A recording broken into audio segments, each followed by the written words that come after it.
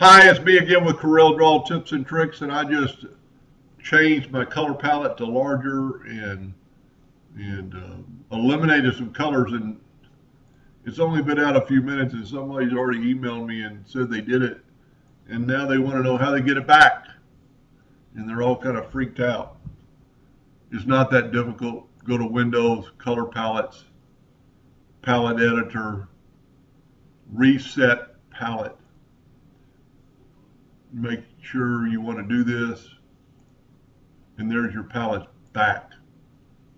So you haven't lost anything. Now you have big swatches now, so if you want them back, I would suggest you make them little swatches, which we just did in the other video. And we went to customization, palette, uncheck large swatches, and press OK, and there's your colors back. And then you could save that as default, and you've got them back.